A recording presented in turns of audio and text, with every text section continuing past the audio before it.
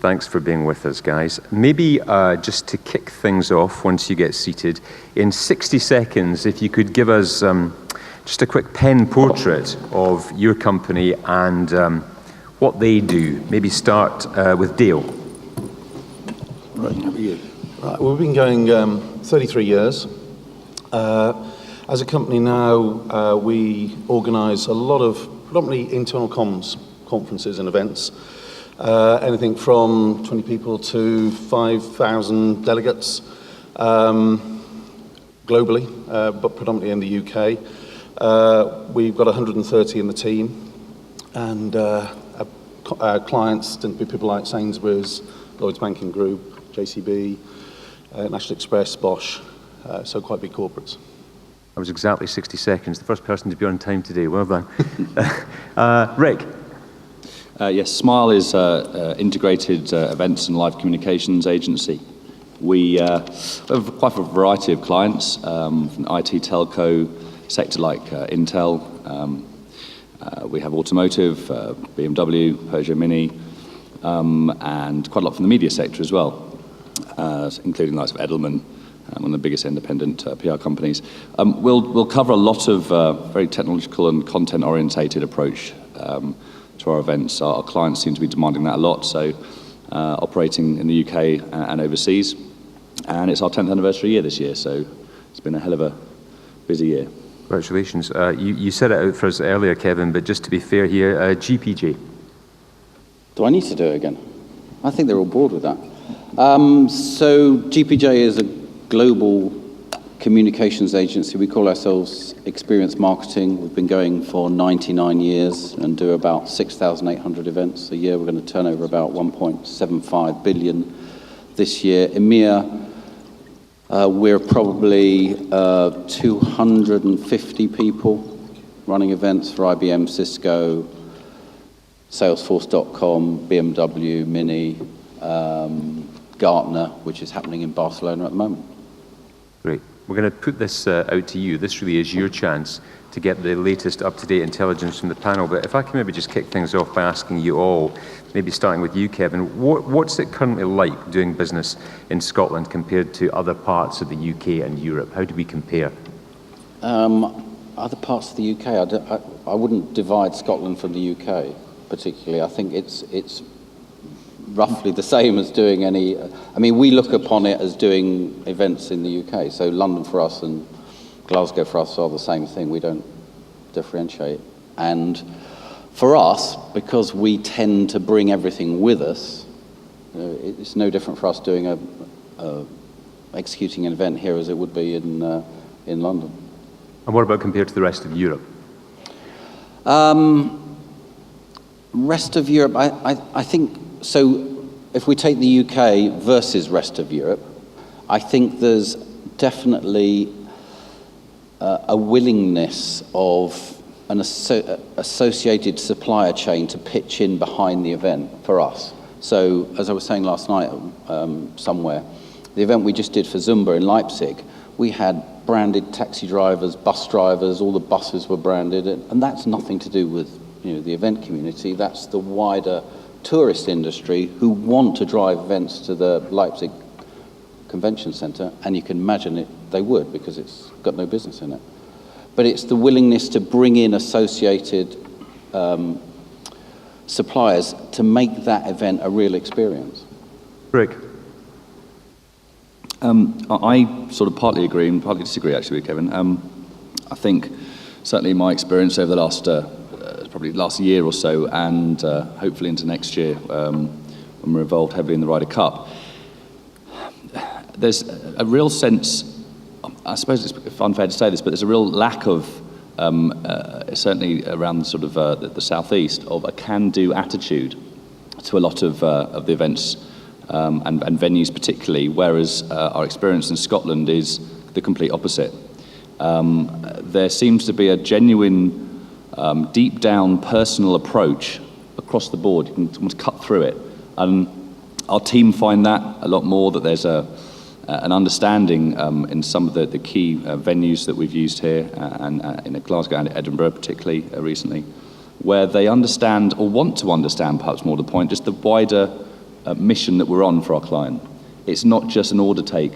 And that's really refreshing. And I'm not sure whether it's just something that across the board, the cultural approach to service, perhaps, because again, I think that's very closely aligned.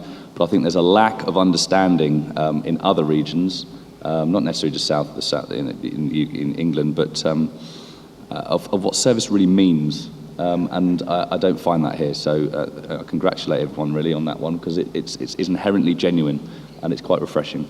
That's good to hear. Dale, would you echo that?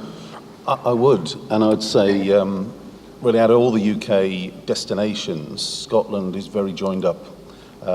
Picking up what Kevin said about Leipzig, we experienced that in Scotland, that you're all talking to one another. Today is a great example of that, where all the agencies tend to make things happen and they're communicating with one another, and it's all solution-based rather than taking a transaction to book a venue or book taxis, whatever it is. So it is a real joy to come up here and work here. We've got a big event next week up here for one of our clients. Kevin, what do you think we could do to win more business from you? I think that's a difficult question, because we've got to win more business for you to win more business. So whatever you can do to support us, and I'm sure the guys are going to agree, in our pitch process, which is always arduous, always time poor. When we need information for a client presentation, we need it really quickly. And what we're looking for is true partnership, not when, how much. We're looking for details, pictures. As someone said I think it was Bonnie said earlier, we need data to be able to put together a decent pitch, and that comes from you guys, and we need that quickly. Dale? Yeah, I agree. I think when we put forward Scotland as a destination, particularly to maybe a corporate in the southeast, they see it as a different world. We travel all the way to Scotland, but actually it's really easy to get here. You've got great connections, you're very close to the airport, whether you're in Edinburgh or in Glasgow or any other destinations in Scotland. So more information, probably more facts and figures, make it really compelling to come up here. That makes it easier for us to put that pitch together. Okay, Rick? Well, I think play to your strengths. You're probably the strongest identity-wise from a cultural perspective region, and I think that should be pushed. I think our clients certainly look for a destination to add some value and some rationale for choosing that destination linked to their content and linked to what their message is. And if it's about being different, and if it's about service, or if it's about taking them out of their comfort zone and putting them in a place where perhaps they haven't necessarily been before, or an environment that they're not used to, that encourages a shared feeling of something that's new and experienced, and they're a little bit more open, therefore, to just the general content and the general agenda format. So play to your strengths. I noticed that you have, over the next, I think you started a year or two ago, a year for each year of Scotland. I think you've had innovation, creativity, and so on. I find that really refreshing, because it differentiates yourself as a destination to buy into. And our clients are screaming for points of difference, not just throughout the format, but also for a rationalisation of choosing an actual destination. What was it yesterday? Is it creativity, or I'm not sure what the year is? Natural Scotland. There we go. Yeah. So I find that quite invigorating, and I would shout that from the rooftops. We heard from Kevin earlier some thoughts on the future, what the future might hold, but thinking about it specifically from your clients' point of views, what do you hear them talking about at the moment? What do you think they want in the future looking forward? Kevin? I think the immediate future of our industry is just to do the things we've been talking about for, as we're doing here, live streaming, content push, connected technologies. All of those things we are now doing, and we want our venues and partners to be able to do those with us and understand what we're going for. And I think, to Rick's point, as I said earlier, that we need joined up thinking. In order to convince a brand to do the thing that we want to do, our thinking has to be joined up, not just the destination, but the content we're providing, the production. And I think we're looking for idea, for us, it's about a partnership. It's understanding where we all fit in that supply chain and what we bring to the party. And, I totally agree with Rick in the stick to what you're good at, shout about what you're doing that differentiates you from anyone else. Rick? Yeah, I was really pleased when I was sent through by Anne from Stark Events, the sort of the overriding sort of messages and topics of discussion when I was on the train, which was really lovely, by the way. If you didn't get the train, get it up from London. It was very relaxing. Sorry, I just thought I'd mention that because I'm looking forward to the train down as well. But I was really reassured when I read that sustainability and CSR was going to be a big part of some of the topics that were discussed. At Smile, we co-founded the Sustainable Events Summit, which started last year, and it's a bit of a contentious, misunderstood topic.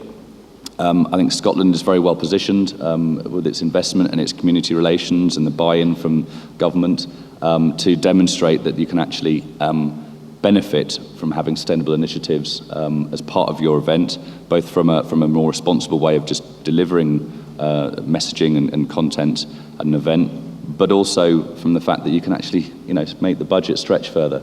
And if you do understand the simplicity of what sustainability is about, as increasingly some clients are, but there's still a long journey to go, that's a really good way of again, differentiating yourself as a destination. For example, obviously BMW recently launched the new iRange, and they put a multi-billion-pound bet on that as a global brand. That says a hell of a lot about where they feel consumer and their market focus should be. And obviously the session previously with Generation Y and the Millenniums, they were very focused on being more responsible and CSR. So consumers, as they get older with that mindset, will have more money in their pocket, and they're going to start buying a lot more sustainable orientated products, whether it's cars or houses or white goods. And if brands are not demonstrating that the way they communicate those new products and launch them has some reflection on actually the product values themselves, it's going to look a little bit contradictory. So for me, I think that's very exciting, and that links almost to technology as well. The use of technology, I believe, is it's misused a lot of the time. I think people just put technology into some events because they feel they have to, rather than really about thinking what it actually is going to do for the engagement and for the legacy of the event. It's very important to use technology, and there's some great technology out there, but I do believe that a lot of the event industry needs to catch up with that technology at the moment rather than the other way around, which is just, I think, a legacy from the recession, that people are very sensitive to anything new and different, where I think that's changing, thankfully. So, yeah. Dale, what do you think the future holds for business tourism? I think there's some fantastic opportunities for destinations like Scotland. The last few years, we've certainly saw it in our clients that they pulled back. It was less about the money and more about the perception. They didn't want to be seen, people to be travelling an awful lot. They wanted more local events, more the sort of localised road shows, more return of death by PowerPoint in some cases, which was a bit sad, but there we are. They wanted something fairly normal. All of a sudden, this year, it's almost like something switched on. And clients are saying, right, okay, we're out of that. We need to now move on. We want it more fun. We want it more interactive. We're happy now to look at overnight stays and travel further. So there's a lot of opportunity there, I think, for destinations like yourselves who can offer a huge diversity of activity, of venues, and I think also from a cost point of view, when you look at the venues in the southeast compared to venues up here, the costs are much more lower. And that's something we're finding with our clients. Although they're getting, we want to go back to the fun, we want more activity, we want more engagement, but we want to know what the ROI is. Yeah. And that's certainly come back with a vengeance now. That if I'm going to spend 100 grand, 200 grand, $1 million on an event, I want to know what that return is. Kevin, are you seeing that more spend, more ambition now as we start to move out of recession? Sorry. You're starting to see more ambition and more spend as well in terms of what people are prepared to do? Well, there was a report today that's saying that retail is back growing again, which is exciting for all of us, but against a very small base. And I think clients are back to spending money, but as Dale said, it's all about value. They don't really care about the cost. the actual pounds cost. It's about the value and what it returns to the business in terms of return on the investment. Everyone does the same thing. There is no getting away from procurement. There is no getting away from ROI. As Paul said earlier, we're not going to go back to where we were. We are here now, and we've got to deal with the reality of strict budget controls, strict questions and ROI from procurement. Okay, let's throw it open to you. And now this is your exclusive chance here at conference to put your questions and to drain the intelligence from three of the biggest names in the business. Who would like to go first? If you put your hand up, we'll get a roving mic to you, and if you can tell us who your question's for and who you are as well, just from a networking point of view, that's useful too. Who'd like to kick things off for us? Don't be shy. Gentleman just down here. Okay, so looking at investment, where can that investment be best spent to make venues like this one most attractive to these guys in the future? Kevin? I don't want to upset Ben with his investment plans, so I'm sure he's got loads. I think from our perspective, that we sort of bring most things with us. So in terms of venues, and the technology moves so fast, I don't know enough about investing in a building like this to know whether it's worth investing in technology, which we virtually bring everywhere we go, and the latest, greatest bits of wow kit that you can find, we probably already can find. I mean, technology's changed in as much as you don't need to invest in it, you can find it.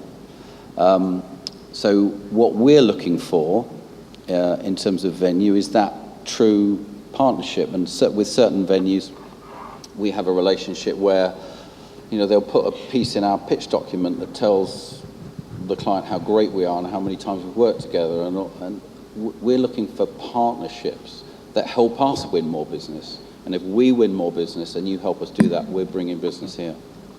Rick? I'm not sure. I asked the question last night, and I also asked the question to another delegate this morning, and I got two quite different answers to the question how many hotel rooms there were in Glasgow.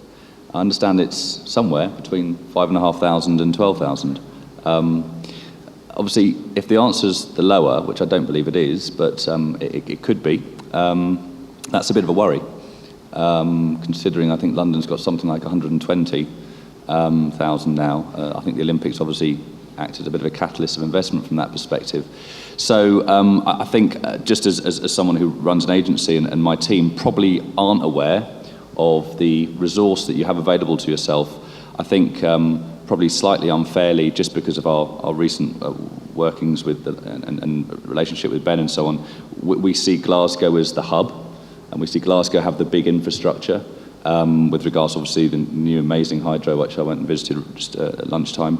But I don't know how well informed we are down south, as it were, about the back end of that, the hotel rooms, the ability to have, an aligned transport network from train stations and so on. So a little bit more work on that, and I know there's been a lot done, so I'm not going to upset, hopefully, anyone here, but just keep pushing the fact that it's not a problem to come here, beyond the scope, obviously, of the amazing venues that you have with regards to capacity of doing 2 or 3 conventions maybe at the same time. That will be useful, because that could be a pretty quick blocker when there's an understanding there's already one in place, or we won't consider that then, which is probably totally unfounded. So it's more an impression thing. I think that's probably for me the main one. We've actually invested in a tram system in Edinburgh. It's going to be amazing. Dale, where should the money be smartly invested to attract more business? I think for me, it's in the people, and you do incredibly well with the people. Great customer service, great flexibility. We're very similar to Kevin. We'll bring in a lot of our stuff. We like big black boxes. So long as we've got the power there and we've got the the broadband connectivity, whatever it is, we can pretty much do the rest. But we can go to so many venues across Europe, and there are rules and regulations, and you can't do this, it's more than my job's worth, etc., etc., etc. So flexibility, work with us. That partnership word again coming up. We're all trying to put the solution together for the client, and that if you're enthusiastic with us, then we can pass that enthusiasm to the client and make some really strong recommendations that this is the place to go because we know that venue and all the suppliers around that venue will make it happen and be really special for you. I'd just like to just echo that enthusiasm thing. It really does work when we're selling a venue. If we talk to, I don't know, 15 venues, and we've got someone on the other phone who loves what we're talking about and is full of energy and we will make sure we're pushing that. Because we know whatever we do is going to be hard. We know whatever we do, there's going to be problems. We know it's all going to go wrong at some point. And if there's someone on the phone who's saying, yeah, we love it, we're going to do whatever we can to make it work, that's for us. Thank you. Hope that was helpful. Who else? I'm just wondering, when your staff are sourcing venues, are they using, meetpie.com? Are they using just Googling? Do you know what the websites are looking for venues in Glasgow or Scotland? What sort of forms of media we're using, or just what To venues source sourcing? venues? How do we find venues? Yeah. I think it's interesting because as an agency, we're very anti venues coming to our office and using the old sort of, we're just passing line. We happen to be in the area. I find that a little bit old school, and in any agency, I'm sorry if I'm upsetting anybody here, but it's a lovely idea, but I think we enjoy being able to quickly go onto a website.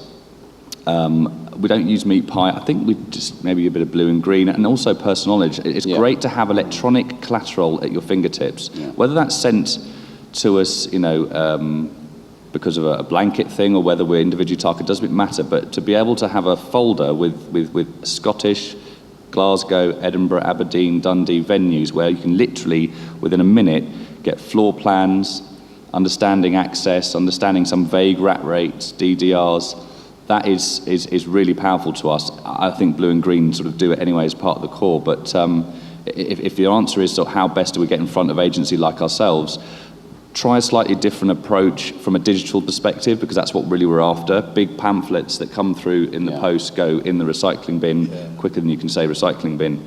I think the interactivity of digital sort of floor plans and even little sort of video fly-throughs are hugely exciting and sort of represent a venue very, very well, because they can be updated really easily and it's useful to our sort of logistics companies, agencies.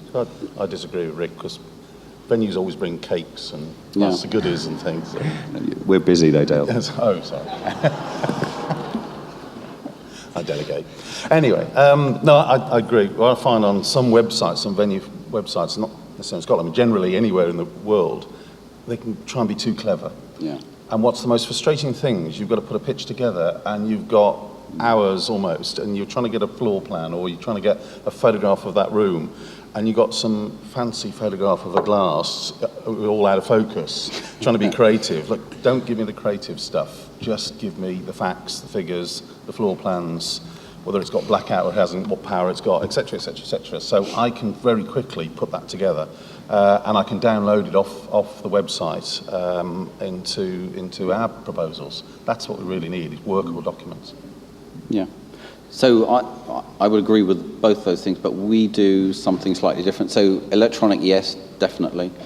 But we do a monthly lunch and learn for our logistics team. So that usually means 2 or 3 venues coming in, bringing some sandwiches or cakes, as Dale so rightly said, and just talking to the guys that book venues around what is important. And we do that on a monthly basis. And I think everyone gets something out of it. And as we've all said at some point today, it's all about the people. Well, electronic is good, and when we're under pressure in a pitch, and we're all there 5 minutes before the deadline trying to find floor plans just so we can get the thing in. But people and relationships are what this business is about. These events are about networking and meeting people, so we like people to come in. Do you think, is it getting harder for smaller new venues to break in, given it's all about relationships, it's all about working with people you know can deliver? Yeah. I think that the thing is with new venues, whatever you're selling, and we all do it for a living, whatever is selling, it sort of doesn't matter. It just matters what your story is. So whether you're the new guy on the block that's got a great story about how much you've invested, how new it all is, how amazing we all are, great. Or we've been here 100 years and we've got people who know what they're doing and you've been to us 100. It doesn't matter what you're selling, you just need a story. And we're suckers for a story. We are. Because we're always looking for something new as well. Yeah. So the new kids on the block, we want to know about them. Yeah. Yeah, and I think there's quite a range of different types of venues as well. I mean, it's quite a saturated market in some respects. So you know, it's around London particularly, obviously there's a huge amount of investment and a lot of pipeline of venues coming on board all the time, certainly around the London area from our perspective. But I think up here you've got the Hydro is going to be amazing. I think I went and looked at it, and Ben has a nice, amazing new toy to play with. And I was really disappointed I couldn't come up to the opening. I was great. It was nice to be invited, but there's a real story behind that. There's a real point of difference to it, and that gets our attention. Yeah. But also on Dale's point, you know, a small venue. We all source different types of venues, and a small venue that just looks the same, comes across the same, and the approach is the same, won't get through any filter that we all have to have as agencies. Otherwise, we'll spend our time filtering, you know, shifting through our approach.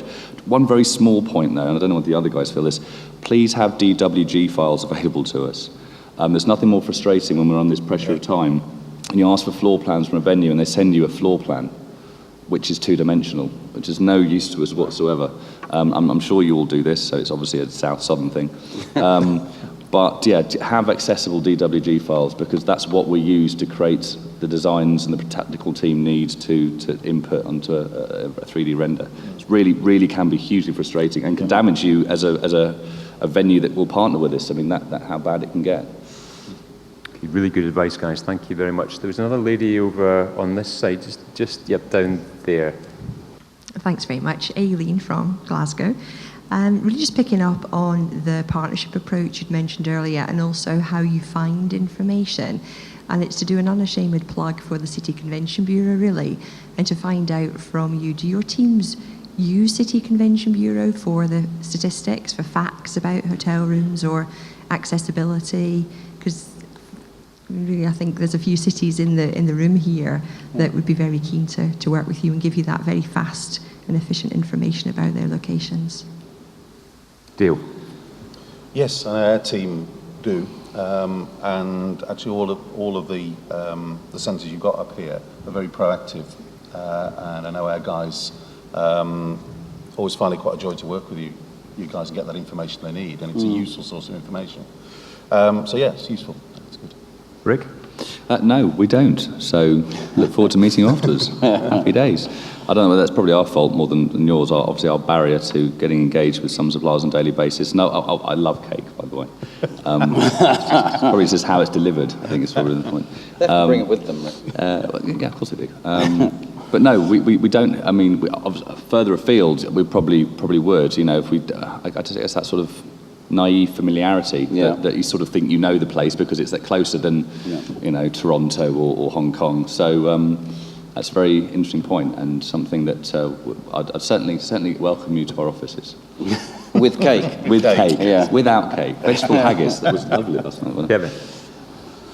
Yeah, I'm like Rick. No, I don't think we do. Thank you. Franz Rohlink, Living Golf from Inverness. Visit Scotland is promoting a lot Homecoming Scotland 5 years ago or 4 years ago, and next year again. That's obviously more related to the normal tourism market. Do you see any opening with Homecoming, with the theme Homecoming for the business tourism market towards States, Canada, Australia? Are there opportunities coming? Rick. Sorry, I don't understand the question. Attracting business tourism to Scotland in these immigrants markets, like America, like Canada. Oh, Homecoming. These, you know, the ancestral tourism campaign is very strong in the normal tourism business. Yeah, I mean, I understand now. I think there's a lot in that. It's just there's a lot of noise out there that agencies are having to deal with on a daily basis, and I think as the market's picking up, we are increasingly trying to sort of protect ourselves from noise and just trying to get to what's really going to add some value. So if if there's an initiative that can shout about USPs and it's joined to something a little bit more wider from a regional perspective, then of course we'll always be interested in it. But I don't honestly know the answer to your question. It's a good one. Sorry, I don't know if the guys do. No, the only thing I would add is that good teamwork. It's all on you, Rick. Yeah, brilliant. He loves cake, though. Yeah. The only thing I would add is that the amount of noise that you're able to create behind a destination does influence the client. When we go in and we talk about, for example, Glasgow, if they already know there's something going on, there's an initiative they've heard of, then that's going to help convince them to come here. I think any noise that you're creating in the marketplace is going to be good for you. Yeah, no, I totally agree. But it's going back to those USPs, carrying that point of difference as well, that is compelling to come here, just to get the client to come and look in some cases. So, yeah, look for those unique selling points all the time. But on the basis of what you guys are going to be doing in 2014, the biggest sporting event, certainly in Western sort of Europe or the West, one of the most watched sporting events as well, the Ryder Cup. You've got a hell of a platform like London did last year to really show what you guys now are all about, and hundreds of millions will be watching on a daily basis through most of the summer and the autumn in one shape or form. And I think that's probably about as exciting as it could be for any region, especially as perhaps the Sochi Olympics won't perhaps be the showcase that perhaps London had. Be careful what I say here. Perhaps allegedly. But I think what you guys have as an opportunity to demonstrate to the world that you are a centre of excellence from an infrastructural perspective, from a cultural perspective, sporting perspective. And it's interesting how the power of sport can really galvanise not only an events industry, but just the general view of the world on a location. I mean, I'm not sure London was ever perceived to be the friendliest place in the world, but the impact that the volunteers had was probably one of the biggest legacies of the whole Olympics, and that was a shock to all of us. To be honest with you, you guys have already got that. You are friendly. You genuine service is sort of, slice a haggis in half and it's there. Don't quote me on that, Mike. Hell I'm talking about. But it's just genuine approach to service and so on is already the given. It's what else you guys haven't yet communicated that maybe next year you've got the opportunity to do so, because everyone will be listening and watching. So don't miss that opportunity. No, and I think there is a massive opportunity. And one thing I came up for the opening of the Hydro, and we pulled out the hotel, got a taxi, and the taxi driver was saying, we're going to the Hydro. And he was so enthusiastic about the Hydro, and this is the guy who's taking us there. You wouldn't get that in London. You get a moan of how much that costs to build. That's what you get in London. So you have got that great atmosphere, great people, and I think after next year, when you're showcasing the year of 2015, it is a massive opportunity to build on. Big year next year, as you say. Battle of Bannockburn anniversary as well. I noticed you didn't mention that. We should bring that up. 3 Englishmen in the past. That's going to be big. But I think back to my presentation, the experience is the marketing. You're going to have a lot of visitors here, a lot of corporate visitors. They're going to experience Scotland. You need to keep tracking them, and you need to close them, and you need to keep following them. And if you take a sample of one, Bonnie, who's been here for the first time, is already loving it. He's already changed his flight to go to the Depeche Mode gig tonight across at the Hydro, because he's enjoying his stay here. Well, that, maybe not today, tomorrow, next week, next year, it's going to make an impact on his buying decisions, because that's how we all are. It's the experience, it's the marketing. So you've got an amazing opportunity, as Rick and Dale have said, next year. You've got to make sure you track all those guys and close them on corporate events. And that makes our life easier when we're putting pitches together and we put forward Scotland as a destination. Yeah, they know about it. Okay, that's really good to hear. We've got, I think, maybe 2 questions. One lady's got a hand up down there.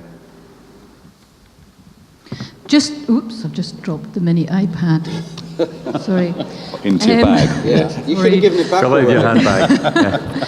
Just in terms of events like, obviously, Commonwealth Games and everything that get Scotland's profile up, just out of interest, the referendum, which is an event, I think you could call it, is that portraying Scotland in a positive light, or a negative light from your perspective in terms of putting events up here? Rick?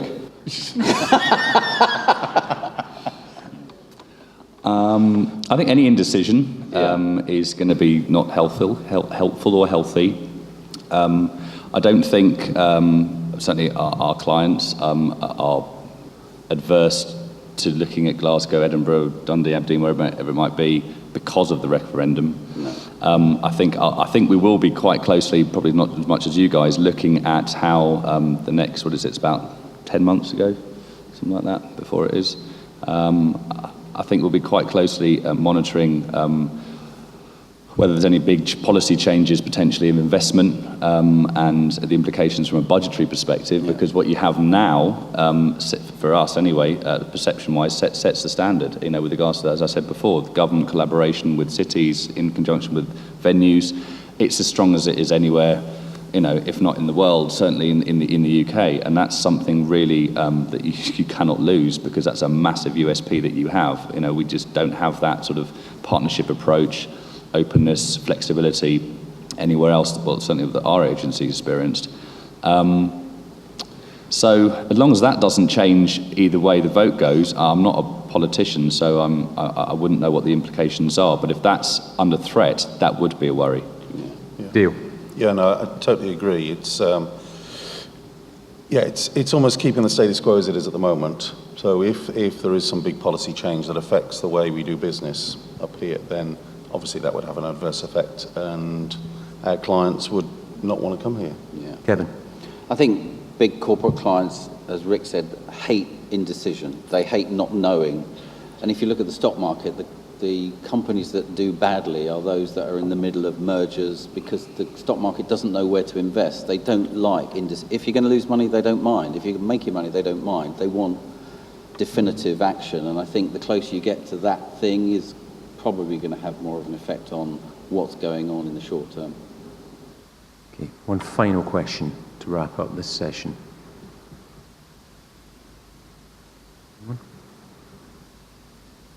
Maybe just from me then.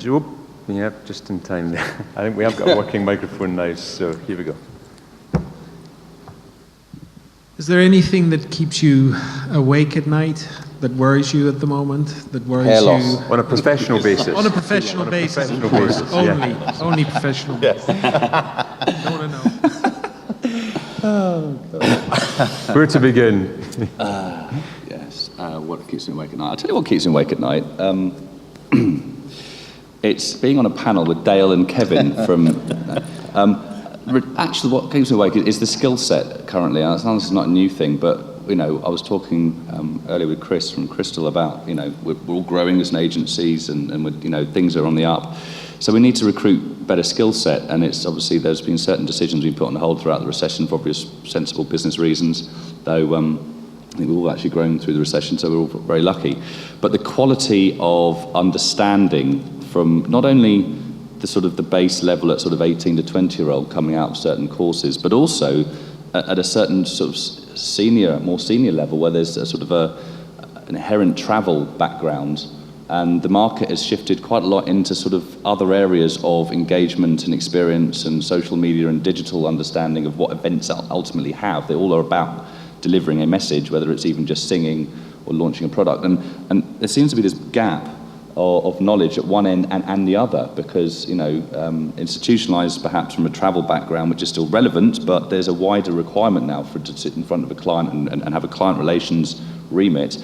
You've got to not only understand the brand and the sector, you've also got to understand what you can offer them and talk their language. Now, if you're a young guy, you can learn a lot of that with a good attributes and a good attitude, but you also need to understand how important it is. And I think a lot of our recruitment processes are increasingly frustrating, that they're very good at doing the interviews, they're very well rehearsed, and I know it's all down to the interview process, but we all experience it anywhere in industry. You can always find a nugget and they can grow, and it's amazing, that sort of rough diamond, or you can get someone that you believe in and unfortunately it all falls apart in front of you and costs you a lot of money. And it's I don't know whether it's a responsibility of us or academia or the recruitment agencies or a collaboration, but something's got to change pretty quickly. Otherwise, in 5 years' time, there'll be this chasm of of just misunderstanding where the industry's developed into, and that's quite a frustration. I mean, I know, like myself and certainly Dale, I'm sure Kevin has the same, we recruit quite a lower base, and then they come up through our business because we're all fortunate at this table to have a real variety of expo, product launch, music concerts, conferences, award ceremonies, sporting events experience. So our staff get a real taste of the variety of audiences they've had to engage with, the demographics, and the locations globally. Some agencies aren't as fortunate as that, and they go into a certain sector and stay there, they go into a certain type of event genre and stay there. So even though they might be experts in that field, one client in 1 year can do all of those event genres in one year, and you have to be able to talk to them about that without coming across a bit silly. So that's my bugbear. Okay, Dale, what keeps you awake at night? I think for me, and it's connected actually to the skills, but I've noticed, particularly this year, and we said it was always to do with the recession, but it's not the recession anymore. It seems to be the norm of the demands on clients for us to turn things around so fast. No. And like Rick said, be experts in their sector instantly and come up with a solution. So we're no longer providing the production and the AV or the venues, and we've got to now put the content together, put it all together, and they want it all back in 2 days. While we've been here, we've turned one down. We had Friday night had an RFP come in for a 15-venue roadshow, and they wanted it back by tonight. Do you want my email address? I sent it yours, yeah. They got a budget of 15 grand. Oh no, don't bother. Not each venue for the whole lot. So, this is ridiculous, and it's procurement. Procurement came back and said, we don't understand why you've turned it down.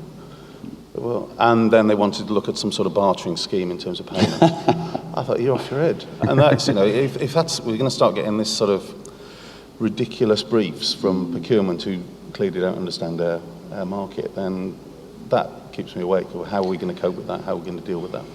Kevin, finally you. The thing that keeps me awake is business growth, finding, developing, winning new clients. I spend my life doing it. I spend my life thinking about it. I've probably been doing it solidly for 15, 18 years. And I think the issues are, you've got to keep finding and developing new clients. It probably takes us, so George P. Johnson, 18 months to win a new client from start to finish, from the first engagement through to a failed pitch to a won pitch. And that is becoming a very expensive process. It's been likened in a couple of books to driving a BMW off the roof of the agency every time you pitch for work, because it costs us around 30 grand to pitch for work. We had a pitch recently for a car manufacturer. It was worth 101 million over 3 years. And it cost us 350,000 to pitch it, and we lost it. Yeah, I know, thanks. Thanks for bringing it up. But so we have to pitch in order to win work. It's our cost of sales. We don't advertise. That's how we win work. We have to pitch for it. And the decision to go or not go is getting harder. Finding the clients to work with, to develop that thinking is getting harder. And when we're looking for help and support, coming back to you guys, that's what we've got on the line. We've got 30, 40 grand every time we pitch on the line. And if you don't win, that comes out of your bottom line. 10 pitches, you've lost £500,000 And we probably pitch 12, 14 times a year. Well, we know, so I was going to say, interesting, management consultancy, which I won't obviously name, which is quite ironic considering what they do for a living, sent us a brief for a roadshow. I hope it's not the same one, but it was cool. We didn't win it, we didn't even picture it. But no, but the point was they'd sent through a brief for a roadshow around the UK, and they didn't give a budget. They expected us to be sponsorship experts as well, even though they didn't really define what they meant by that. So we turned it down. A week later, they refined the approach because every other agency gave them the same feedback. And they asked us to pitch again by tweaking a few definitions here and still not giving us a budget. The deadline stayed the same for the pitch response as it was previously. We turned it down again. A week or two later, the pitch came back again, a third time, with a tweak here and a tweak there, again, on the basis of the fact that I think every agency that they asked to pitch had turned it down. The deadline stayed the same. It's just, I don't know what it is, but I don't think there's an understanding of what we as agencies go through. And on Kevin's point, it really hurts when you spend that money, physical cash, on a pitch, and you've got nothing but a depleted staff at the end of the day to show for it. Because and blood, sweat and tears. I don't know about you, but we turn down over just about 50% of the business that comes through our door. We will turn down for one reason or another: probability analysis, relationship, accessibility to information, and you know, and resource. And when we do therefore go for pitch, and I'm sure the guys are the same, we go to win. So if you want to help people like us win your business, put yourselves in our shoes, because if you do that, you're gonna really shine. I don't know what shape or form, depending on the brief, but I've never known it like this.